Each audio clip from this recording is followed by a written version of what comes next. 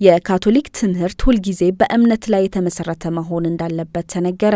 የካቶሊክ ትምህርት ሁልጊዜ በእምነት ላይ የተመሰረተ መሆን አለበት ሲሉ የደቡብ ሱዳን የቶምቦራ ያምቢዩ ሀገረ ስብከት ጳጳስ ብፁዕ አቡነ ኤድዋርዶ ሂቦሮ በሀገረ ስብከቱ የመምህራን ማህበር ምስረታ ላይ ተናገሩ። የደቡብ ሱዳን የቶምቦራ ያምቢዩ ሀገረ ስብከት መምህራን ማህበር በተመሰረተበት ወቅት በእምነት ላይ የተመሰረተና በጠንካራ የሞራል ታማኝነት የሚመራ የካቶሊክ ትምህርት ቤት እንዲኖር ጥሪ ቀርቧል።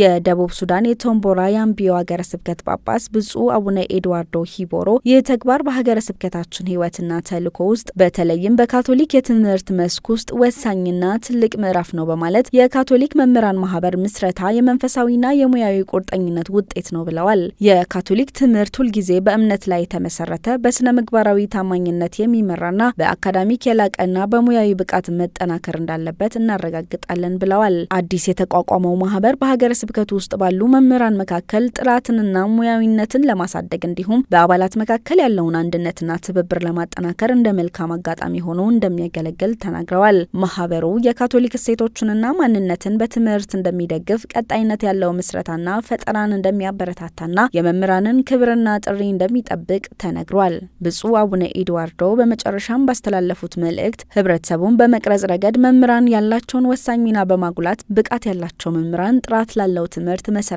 መሆናቸውን ጠቁመዋል። መረጃው የኤሲያ አፍሪካ ነው።